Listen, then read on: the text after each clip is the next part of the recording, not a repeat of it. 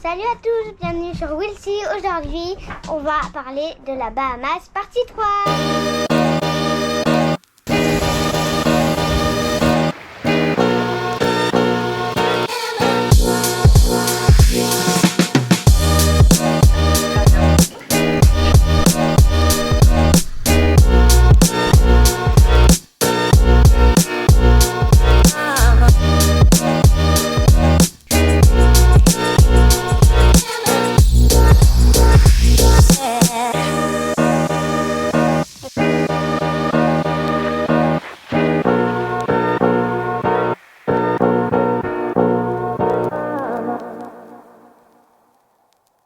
Vous devinerez jamais où on est arrivé à Eleuthera, donc petit archipel, un des nombreux archipels encore des Bahamas qu'on n'avait pas fait.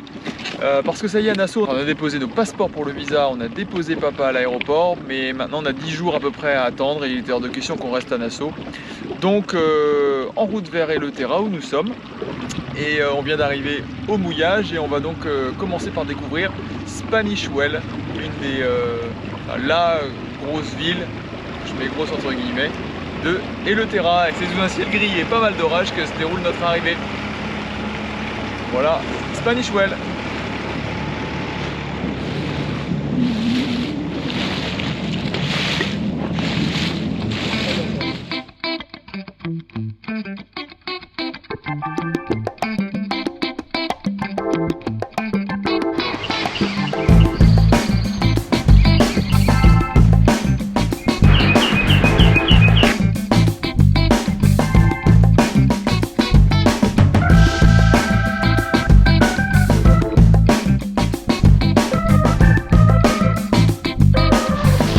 Qu'est-ce qu'on va faire aujourd'hui? On va prendre une golf car. On va faire un petit tour de l'île pour visiter un peu. Donc on y va, on va essayer ça. Et... Ouais.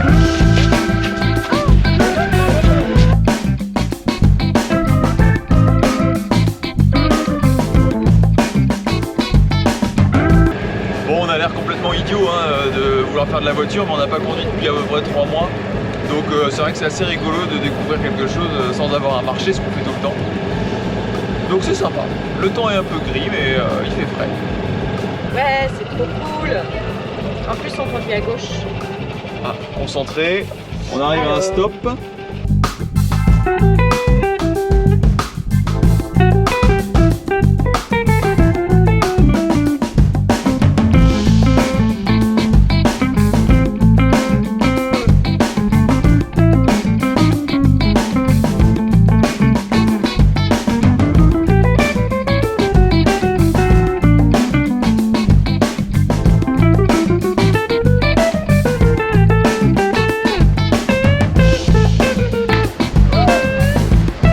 La planche.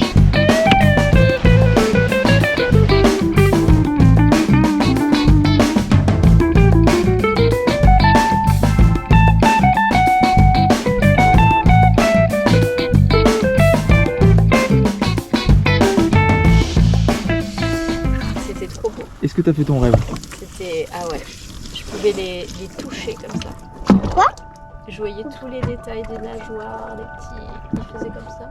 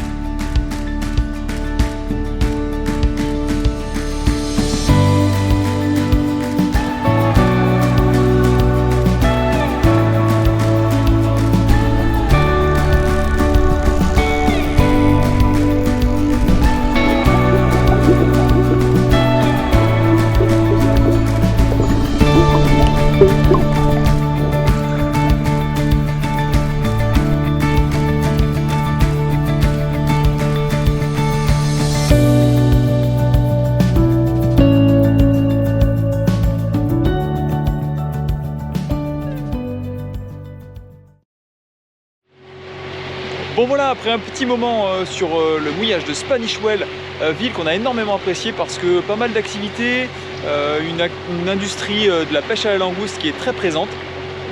Et bien c'était vraiment un village qui était très vivant, des gens très chaleureux, une ambiance vraiment île accueillante qu'on a trouvé formidable.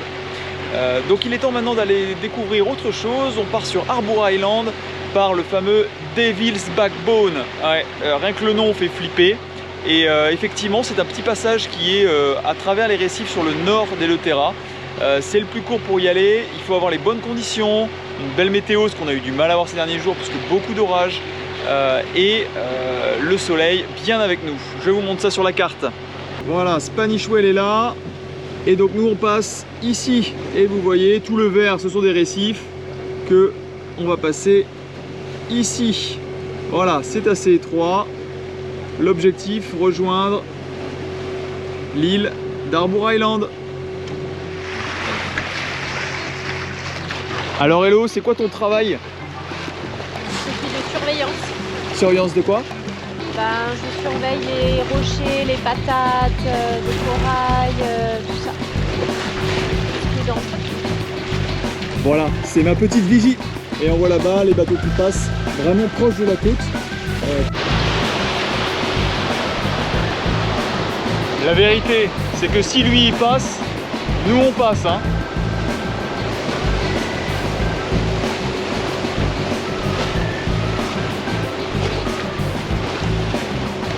Et comment ça, il a une plus belle annexe que la nôtre?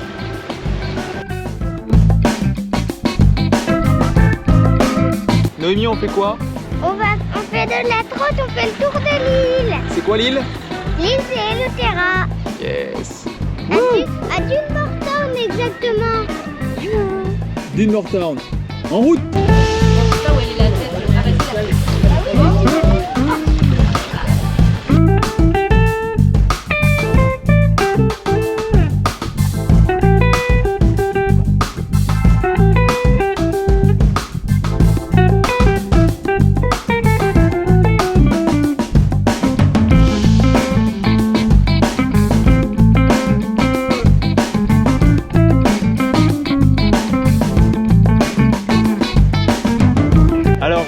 Dunmore Town, où on est en train de se promener, c'est quand même une ville où Elodie a lu qu'il y avait beaucoup de milliardaires.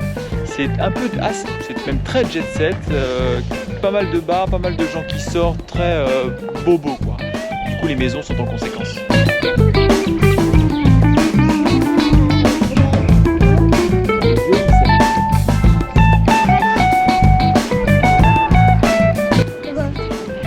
C'était quoi? C'était hyper cher. Ça c'est un truc d'américain. De quoi? On n'est pas des Américains.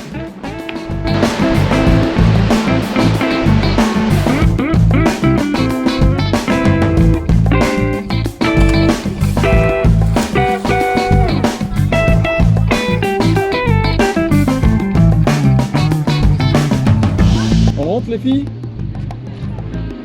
On rentre? Non, on rentre pas. Non, on rentre pas, l'annexe, elle est échouée.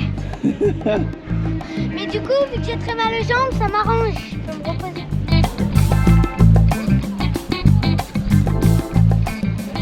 Annie? Qu'est-ce qu'on peut faire? Je sais pas. Manger? Manger? Et où tu vas du manger, toi? Je sais pas.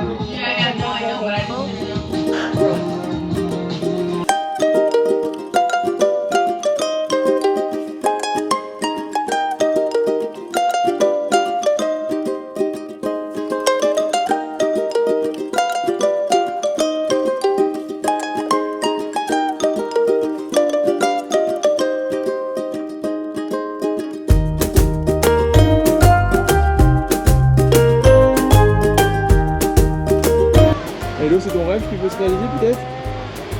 C'est ton rêve Noémie, tu veux faire quoi toi? Je veux galoper sur la plage. Ah, est-ce que ça va être possible? Tu penses? Non, parce que c'est beaucoup trop cher. Ah bon? On va demander. Contente ou pas contente? Ouais, accru hein?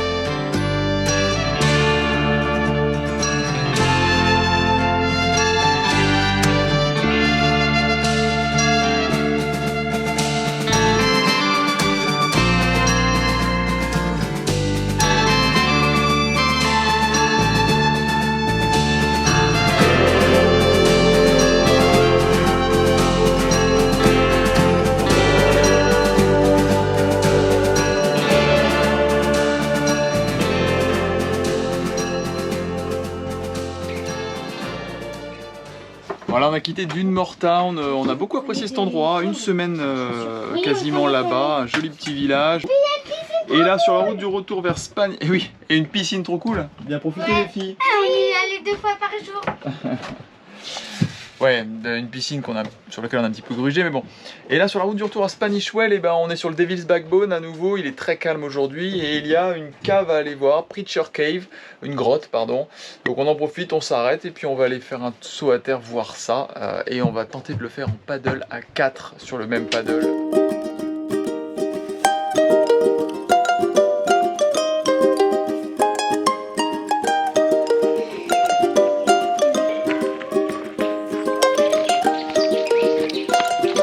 Bon, Preacher Cave, hein, ça cassait pas trop pattes à un canard. Bah, c'est une petite grotte quoi, mais plein de moustiques. Gavé. Du coup, on s'en va et chacun choisit un peu son cheval. Elodie finit le trajet en paddle, il y a à peu près 3 nautiques à faire. Et puis bah, moi j'emmène le bateau à travers le Devil's Backbone. Donc rendez-vous à Spanish Well. C'est mon petit défi. J'avance, mais là je me suis fait prendre par un orage. Du coup le vent s'est levé, il y a eu de la pluie et je me suis déportée vers le large. Donc j'ai ramé beaucoup. Je suis fatiguée, mais ça va. Et le bateau est là.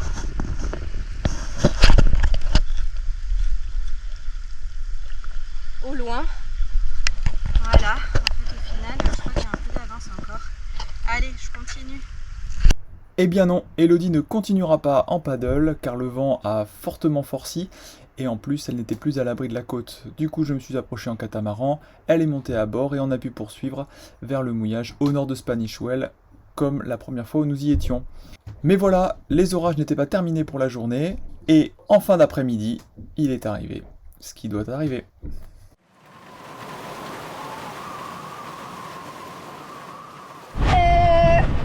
Beaucoup de mer, beaucoup de vent, plus 30 nœuds. Et on vient de rentrer en annexe alors qu'on avait laissé toute seule Nono sur le bateau. Et là, le Génac fait n'importe quoi. On n'est pas en nave, on est au mouillage. Il y a beaucoup de vent, beaucoup de mer. C'est la cata. Bon voilà, petit retour à chaud, vous venez de voir un peu ce qui vient de se produire. Donc là on est 15 minutes après l'événement. Je suis assez triste, presque un peu en colère aussi. Beaucoup me diront peut-être pourquoi j'ai laissé le Génac en place, hein, alors qu'effectivement c'est pas une voile qui se laisse à poste.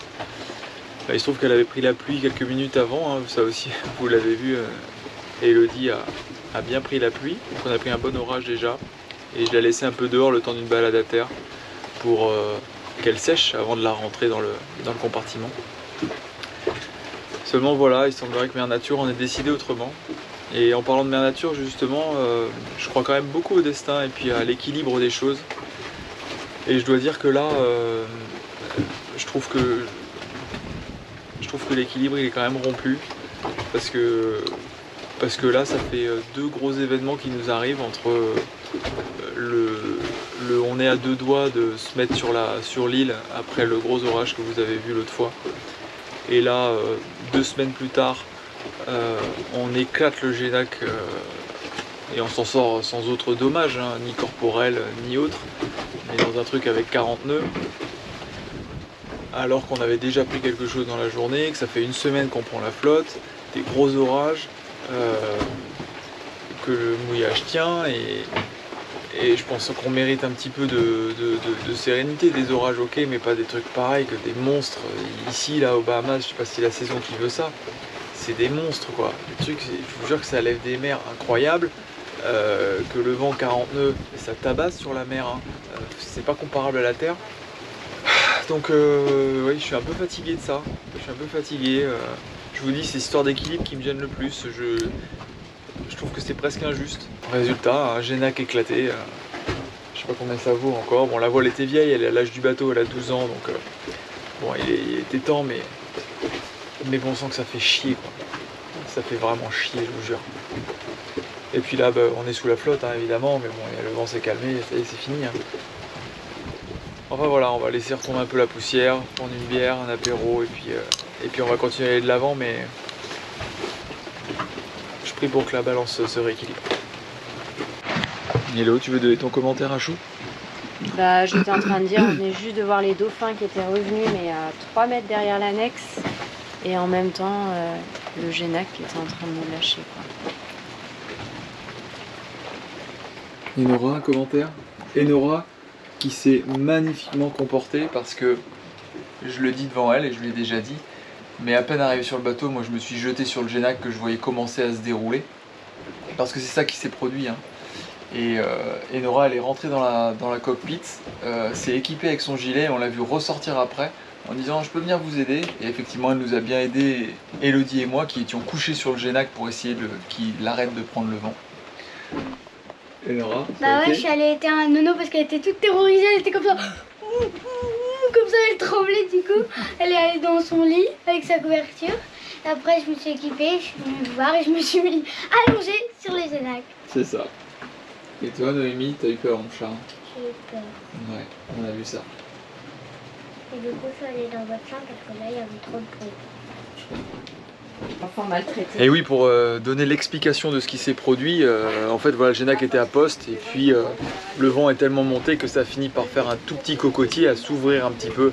Et une fois que le vent est pris dans cette petite poche de voile, il arrache tout. Donc moi, ma principale priorité, c'était de le descendre à tout prix très vite. Mais le temps de faire ça, il a commencé à s'ouvrir, pas complètement, je dirais d'un tiers. Et ça lui a donné une force extraordinaire. Et bon, personne n'a été blessé, mais on peut faire des bêtises dans ces cas-là. Donc j'ai juste relaissé filer de la drisse pour que le haut de la voile tombe et puis que ça batte dans le vent, mais qu'au moins ça tire pas trop sur le gréement.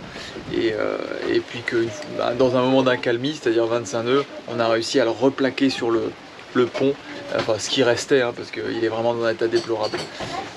Voilà toute l'histoire. Et puis on est resté comme ça un quart d'heure. Après ça a baissé vers 20 nœuds et là j'ai réussi à défaire le point d'amure. Et on a tout fait un gros tas là avec Enora, le poids d'Enora, d'Elodie et moi. On a fait un gros tas qu'on a transvasé dans le cockpit à l'arrière. Voilà, et là vous voyez en tas derrière moi. Voilà.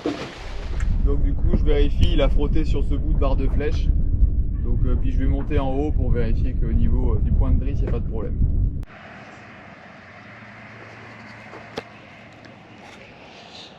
Bon voilà, on s'est mis à terre là sur un terrain de sport, terrain de baseball, pour dérouler la voile et puis se rendre compte un peu de l'étendue du dégât.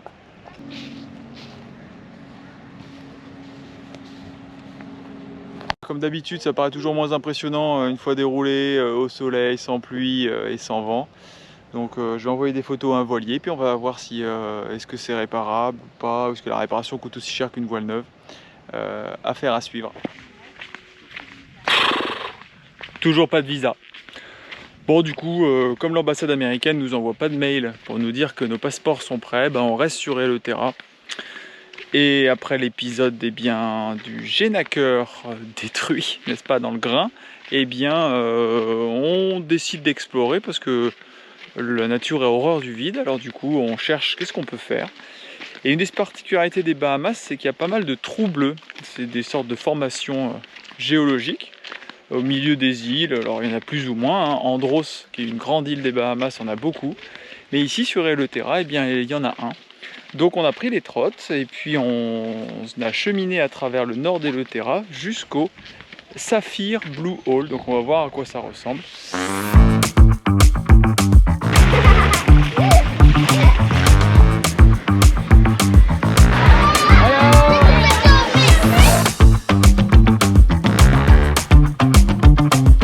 On arrive, il n'y avait pas grand à marcher. Et voilà à quoi ça ressemble.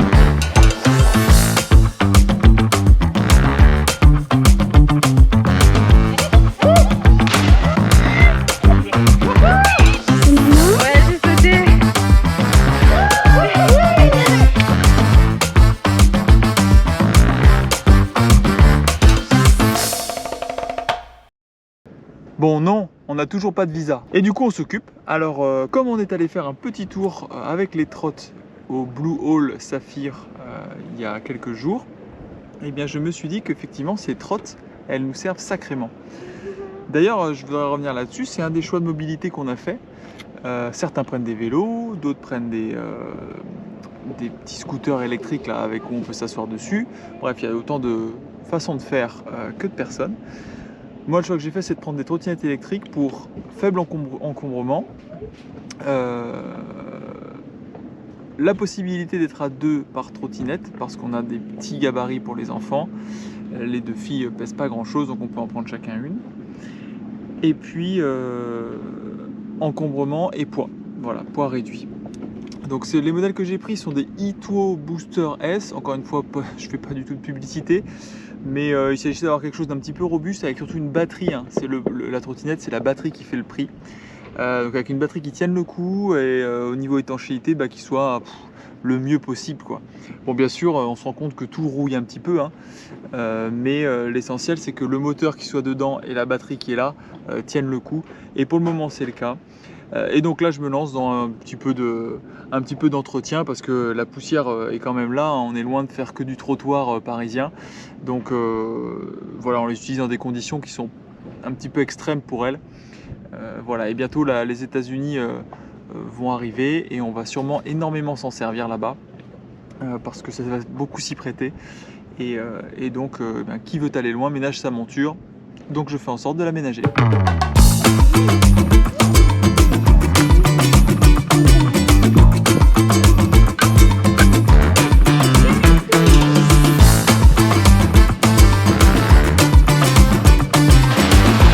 On a quitté Eleuthera où on a passé quasiment 3 semaines et c'était pas forcément de notre fête parce que vous le savez, on attend les visas indéfiniment. C'est très très long, ça nous pèse, commence à nous peser pas mal sur le moral. Donc d'Eleuthera on a vu beaucoup de choses, Spanish-Wells, Dunmore, on a beaucoup apprécié ces 2 villes. Mais arrive un moment où il est temps pour nous de continuer vers le nord et pour ça il nous faut les passeports. Et puis à côté de ça aussi quelques soucis avec les requins, non pas nous, mais 2 accidents récents là qui se sont produits. Alors c'était pas Eleuthera, hein, c'était bien sûr Nassau. Donc c'est vraiment pas quelque chose d'anodin les requins ici. Et à titre personnel ça me fait relativement flipper. Hein. Donc en fait la mer devient quelque chose d'hostile. Ça l'était déjà, ça le devient encore plus. Et la météo est pas franchement au beau fixe.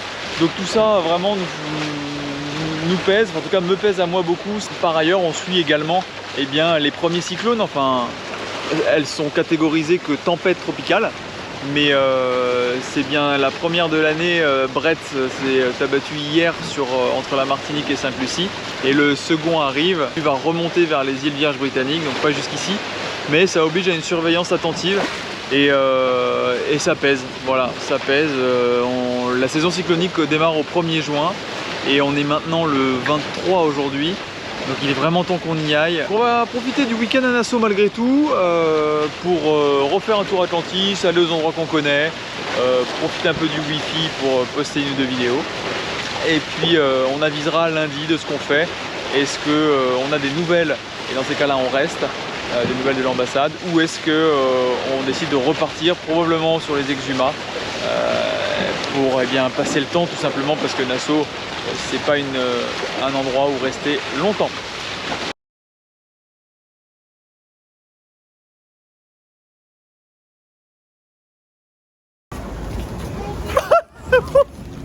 On les a! On a les passeports! Et Nora? On a les passeports ou pas? Ouais. Montrez le visa, montrez! Le visa à l'intérieur, faut ouvrir, vous avez une grande page américaine. Allez-y, dans les papiers on s'en fiche. Oui! Monte. Ça, c'est très long ça. C'est au moins 1 mois et demi à créer, à dessiner. Truc de ouf! Mais on n'en peut plus, on sort de DHL. Il est vendredi, on a tenté notre chance parce que c'était beaucoup trop tôt selon toutes les attentes. Et Elodie m'a forcé à venir, elle m'a dit allez on essaye, on va voir avant le week-end, sinon il faudra attendre lundi. Et on les a, et tout a été bien en ordre, donc on est... ça y est, on peut aller aux États-Unis, on a tout ce qu'il faut, on va pouvoir se barrer de Nassau et des Bahamas. Ça fait bizarre de dire ça, voire un peu riche, mais bon, on en avait assez vu et maintenant il faut qu'on monte, qu'on se casse et c'est ce qu'on va faire. Donc un petit peu de course et on y va. À nous l'Amérique, sure, let's go!